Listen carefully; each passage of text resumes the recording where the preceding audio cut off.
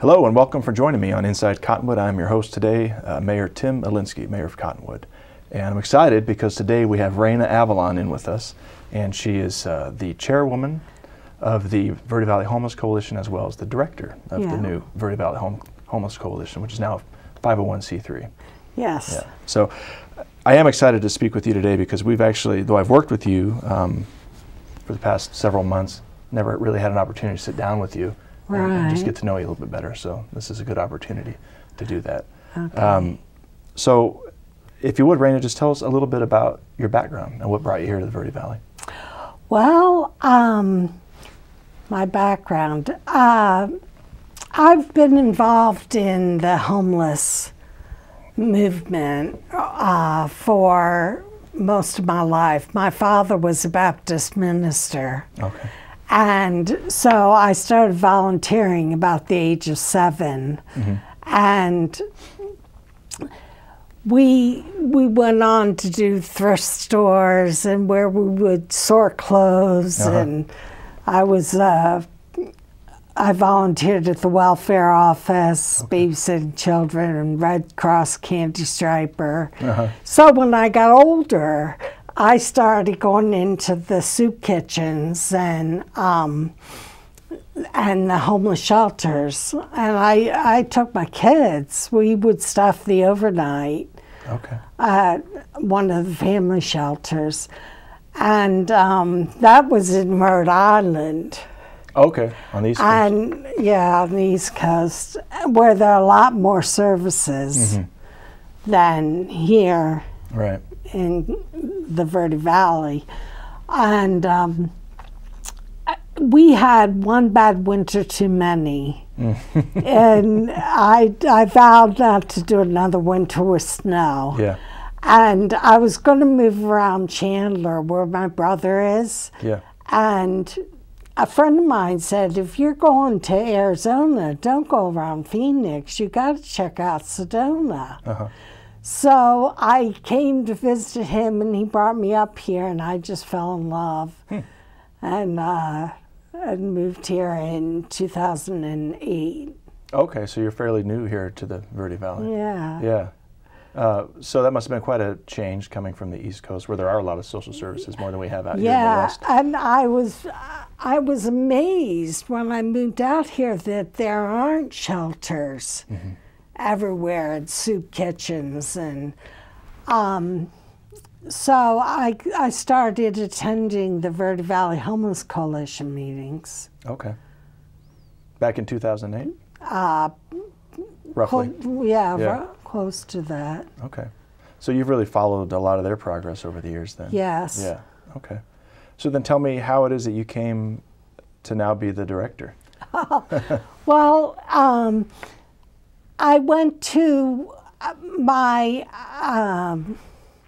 supervisor at work had asked me to go in her place to a meeting, and it was the meeting where Eliza Loudon resigned, and nobody would agree to take over, so it was just going to fold. And Eliza Loudon, again, is a former, she's former director, really, of the coalition. Yeah, okay. And she did a wonderful job in advocacy. Yeah. And so my history is in nonprofit organizations and forming 501c3 organizations or working in them in finance, accounting. So I thought, in all the meetings that I had gone to, they would never become a 501c3. And I know from my background that that's about the only way to raise funds, you know, and you can't really be active without any money. So I thought maybe it was destiny that put me at that meeting. Right. And that maybe there was something that we could do to make it an active service organization. Right. Yeah, Eliza did a lot for the coalition. She did. I was worried when she left, but I'm so pleased that you stepped up, to try to fill that role, and I'm excited to see the new direction of the homeless coalition. So, yeah. Have there been any surprises when you from attending the meetings to all of a sudden now having to chair the meetings? Is it what you expected, or have there been any surprises? Well, there are a lot more questions that I don't have answers to. Mm-hmm. There are a lot more people attending now.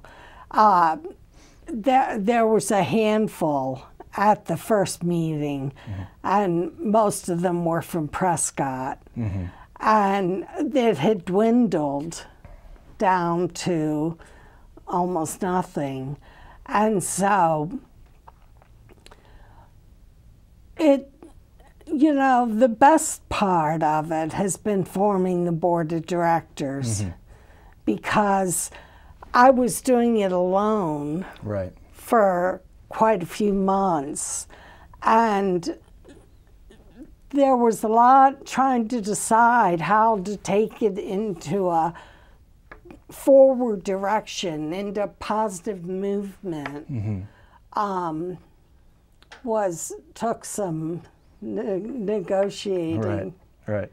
The board. Let's talk about the board. I think that was one of the biggest steps that you took, in taking over the homeless coalition. I know that you and I met once and talked about, your thoughts on forming a 501c3. Yeah. And of course, forming a board is part of that. So let's talk about the board members.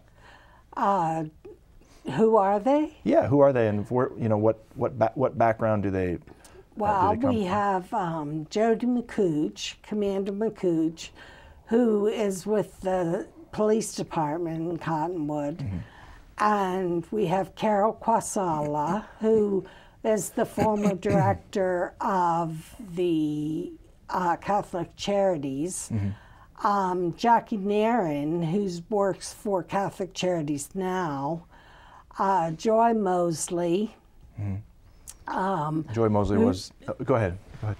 She was instrumental in the One Person, One Night, and working on a revolving shelter. She was on that committee.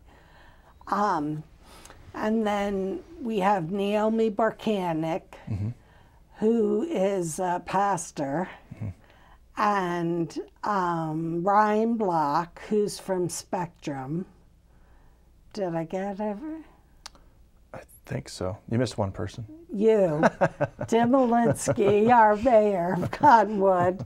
He's one of our important board members. It sounds like you have a well-rounded board. Are you pleased with what you've accomplished so far? Yes. Yeah. I'm extremely pleased with the board, and that they've taken an active role in pursuing the direction for us to go in. Right. And they all seem like-minded in that we don't want to enable people. Right. We want to offer them a hand up, because they're part of our community too. So we want to offer them compassion, but at the same time not enable them. Right. I think that you have assembled a really well-rounded board, and I think they all do share that common passion. And I really am pleased that Cottonwood Police Department stepped up, and Jody McCooch, Commander McCooch, is on there. I think he has a great perspective to provide to the board. I do. And it's neat to see the real progress has already been made, since you've assembled the board. So congratulations to you. Thank you. And now I'm a little anxious. I know we're meeting twice a month now. Yes. which will definitely step up my level of commitment. But I think it's good, and I think it's good that people are so committed and passionate and trying to find real solutions. Yeah. Well, at this time we're still organizing the board, and so we felt it prudent with the cold weather and coming. We've been very lucky in December. Right. for most of it, and working on that. Mm-hmm. We're going to take just a quick break Okay. and for some commercial sponsors, and then we'll get back to Inside Cottonwood. And again, I'm interviewing Raina Avalon here, the director of the Verde Valley Homeless Coalition. Thanks.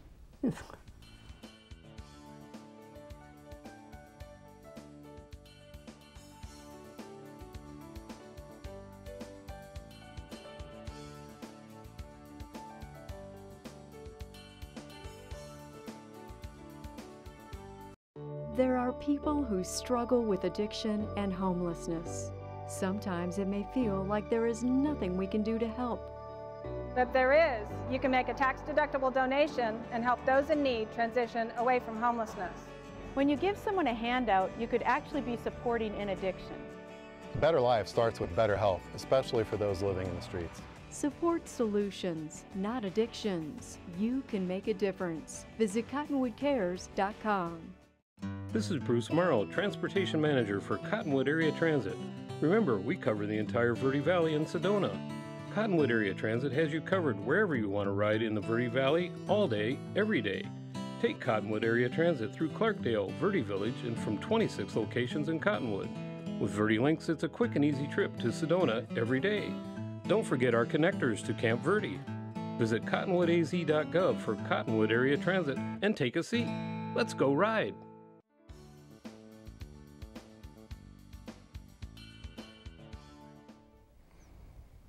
Hello and welcome back to Inside Cottonwood. I am the host, Mayor Tim Elinski, and with me today we have Raina Avalon, the chairwoman of the Verde Valley Homeless Coalition and the director now of the nonprofit.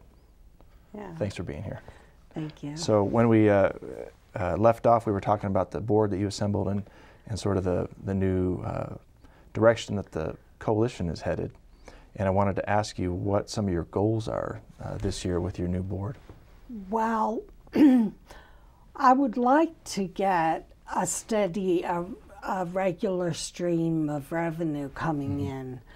And I would like to start a benevolence fund. I get quite a number of messages through our Facebook page of people that, this morning there was a man who's a homeless man who's stranded in Cottonwood and needs to get to New Jersey, and he couldn't find anyone to give him a bus ticket. And I was able to refer him, but things like that. And I would like to have a benevolence fund that's primarily funded through the churches for first month's rent and security or car repairs or something of that nature, those types of emergencies. And I would like to have a shelter during the winter. Right. I'm very concerned about our brothers and sisters sleeping out in the cold. Right. There are laws where animals can't be out in the cold. Right. But yet it's okay for humans, to be spending their nights. So I'm very concerned about that. Let's just touch on that for a second, because many of our viewers may not be aware that you mentioned Joy Mosley is now on your board of directors for the Verde Valley Homeless Coalition, and I was serving on council when she and Cynthia Strom started their project, the One Person, One Night project, and you touched on that briefly. They ran that project for 2 years, I believe, with support from... Well, Catholic Charities ran it 1 year, and Old Town Mission the second year. Right. And they had a lot of the business community came forward to help fund that program, and the city of Cottonwood gave a little bit of money to help support that program. And it basically housed, during those freezing winter nights, folks in hotels throughout the area. Yeah. And really appreciate the support of all the local hotels and businesses that kept that project going. But it sort of ran its course. Yes. And so this, I believe, is the first winter where we haven't got anything in place for our, as you said, for our friends and neighbors that are out there in this cold cold climate. So I would agree that a shelter would be a good, good solution to alleviating homelessness in this winter.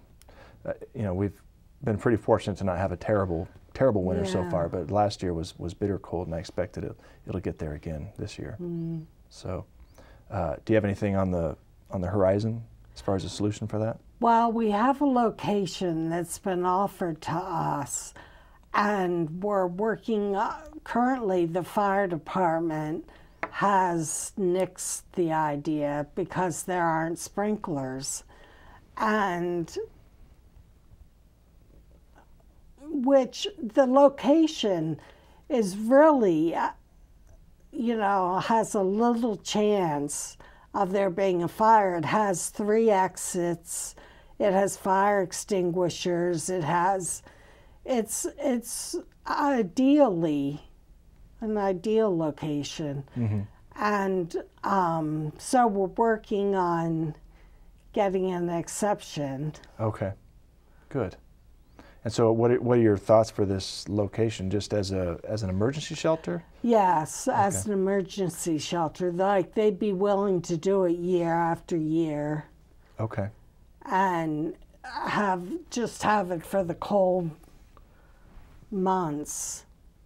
So just, because I know the One Person, One Night project was only for when the temperature would drop below freezing. Is that sort of your intention too with this, or just? Well, we talked about 35 degrees, and we talked about 40 degrees, because 40 degrees is pretty cold, even. But we haven't, as a board, decided on that yet. I see. Okay.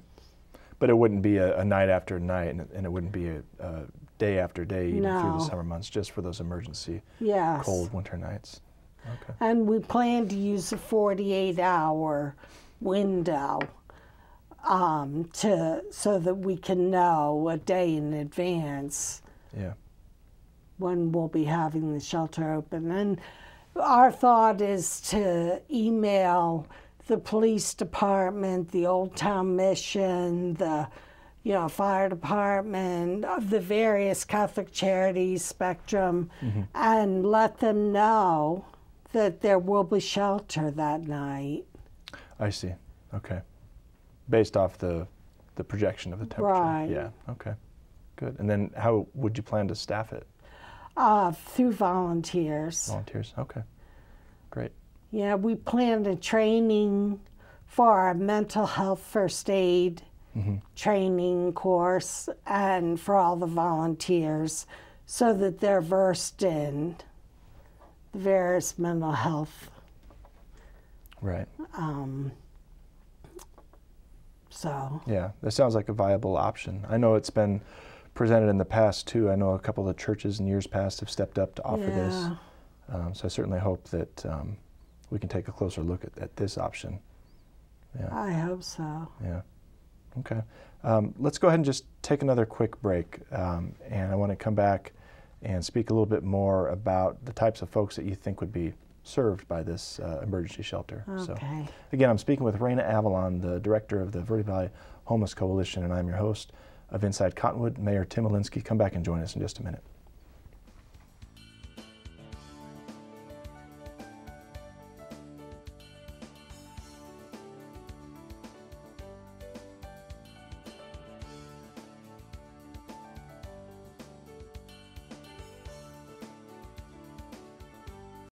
There are people who struggle with addiction and homelessness.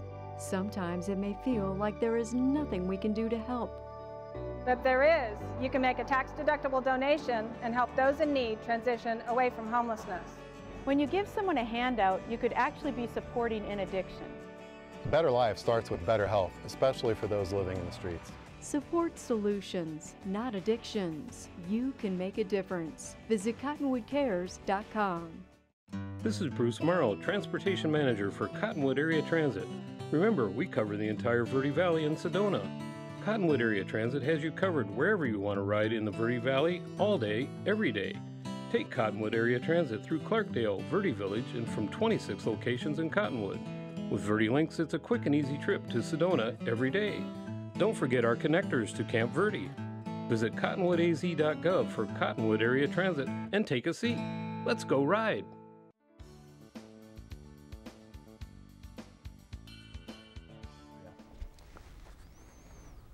Hello, welcome back.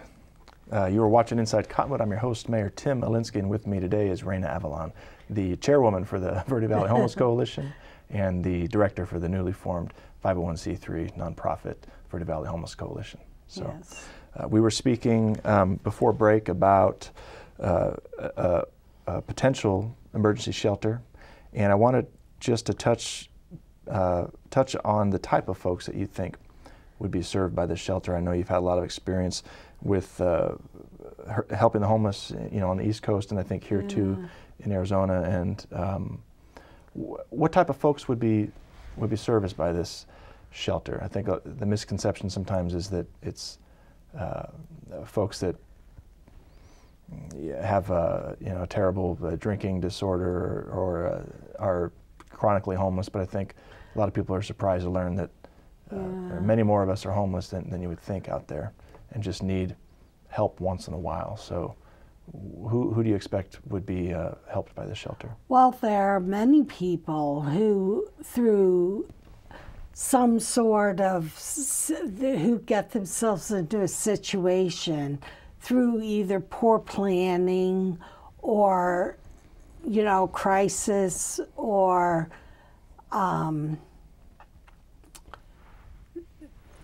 general emergencies. Loss of a job. Loss of a home, being evicted, and that there's such a shortage for permanent housing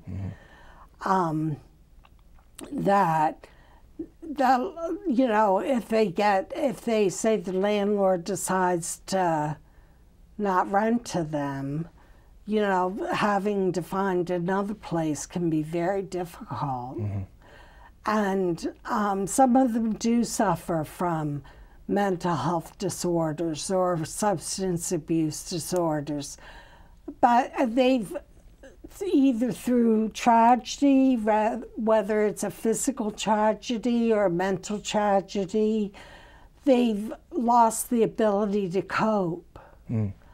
And I'd like to offer them a hand up. Like, eventually, my dream is to have a drop-in center where they can come during the day and receive case management. Right. And because most of the homeless that I've come in contact with don't have the first notion of how to get from where they are to where they want to be.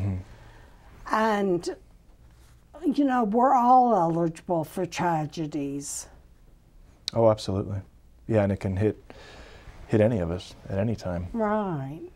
Those less fortunate are certainly more susceptible. This is the front door concept that you've talked about in the past. And so I do want to talk about the front door, but I want to talk first about Project Connect, which is something I believe you spearheaded your first Project Connect this year, right? Right. And you did an excellent job. Thank you. And a lot of people are very grateful for that. But let's talk a little bit about the Project Connect, and then we can segue into the front door. Okay, we do Project Connect once a year in September, and it's a resource fair for the homeless.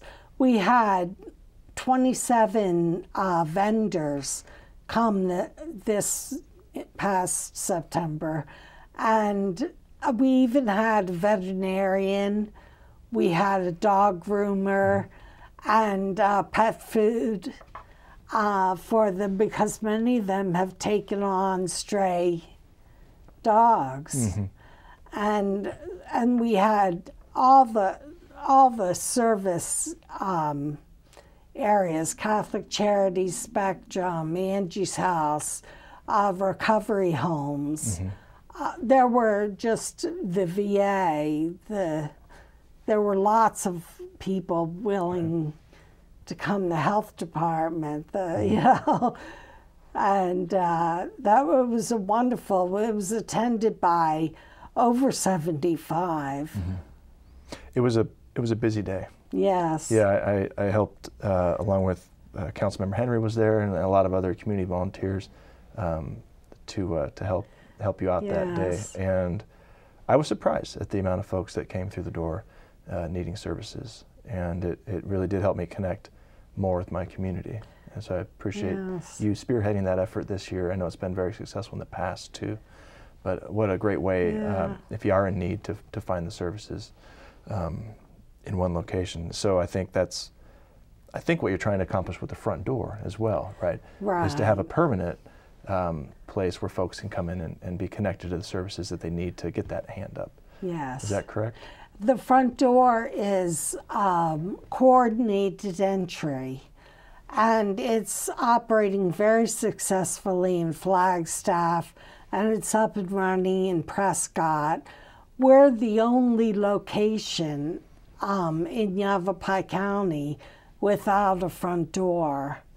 And so we've arranged for an office. Catholic Charities has volunteered to offer us an office to use, and we might start out with 2 days a week, maybe 12 to 3, and it's a one-stop place for the homeless who are seeking housing to go for referrals, rather than them going from place to place to place and having to tell their story over and over again, which can take them down a notch. Sure. You know, having to keep rehashing their story. Right. So this way, their information goes into an HMIS, which is Homeless Management Information System. And the information goes into a database that's accessible to all the providers. Okay. And they have weekly case conferencing where they all get together, and it's a system where it's not so much first come, first serve. It's where the most vulnerable are served first. I see. And you can also track if someone from Flagstaff comes to Cottonwood, you can see what services they've received. Okay. Or if someone from Cottonwood goes to Prescott. Okay. It's the same database. It's through the Department of Housing. I see. Okay. So you're hoping to open that up at an office at Catholic Charities for maybe twice a week? Yes. Okay. And maybe expand on that in the future? Yes. If possible? Okay. And depending on, so we can gauge the need. Okay. And the point in time count is coming up as well. You want to speak a little bit about that? The point in time count is later this month. Is it the 23rd that they're counting? And we need volunteers for the point in time count. So if anyone wants to volunteer, it's one day a year that the homeless are determined where they've slept that night, that particular night. And it gets a count of them in a particular area. Like for us, it's the Verde Valley. Okay. And we do need volunteers. So the idea here is to get an accurate count on how many homeless folks you have living in your community, so you can report that information to get money funneled into your community to help find solutions to the homelessness. Is that correct? Yes. Yeah. Okay. So it's very important that we get an accurate count. It is. Yeah. Yeah. So for those watching at home, and we're kind of close to wrapping this up here, if they want to help, where do they go? They can go to the website. Okay. Which is Verde Valley Homeless Coalition.org, and my phone number's on there, or that's probably the best way. You can email. There's a contact page on the website, and just shoot me an email. That's the best way. Okay. And folks can help by volunteering in the point in time count. They can help by donating if they choose. Right. And I'm assuming you might need volunteers at a potential shelter if that Yes. works out. Okay, great. So there's a lot of different ways for people to get And involved. there's a PayPal button Okay, to donate. very good. Well, Raena, I really appreciate you coming in today. Thank you, Tim. And thanks for taking the reins on the Verde Valley Homeless Coalition. Thanks for all your hard work. Oh, thank you. Yeah. And this has been Inside Cottonwood again. I'm your host, Mayor Tim Olinsky. With us today was Rain Avalon, and I hope you join us next month. Thank you.